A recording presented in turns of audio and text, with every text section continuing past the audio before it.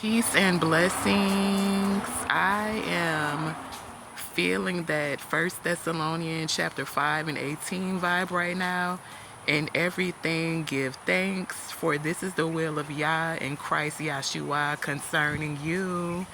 Give thanks, give thanks, give thanks in everything, every season, every trial, every tribulation, every battle.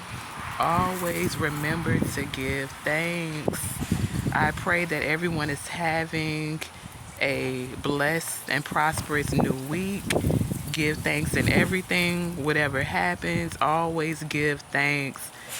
I am feeling so good today because spring is really right around the corner, and this is really my favorite time of the year, the spring and summertime.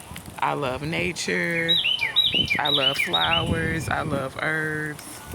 I just love it all. I just love the sunlight.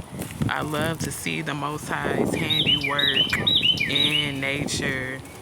And right now, I'm just showing y'all a beautiful view of my azalea bush flower. This is azalea, and she is blooming beautifully for us today. Beautiful buds, beautiful blossoms. Give thanks, y'all. The Most High is good. I know that our trials and tribulations, they hit hard, they hit heavy. But in all of that, like when you look around and you realize how good the Most High is, there's so much for us to give thanks for.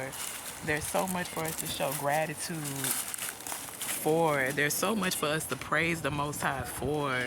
Like literally, y'all, in all things and everything, give thanks. Give thanks, give thanks, give thanks. Thank you, Father.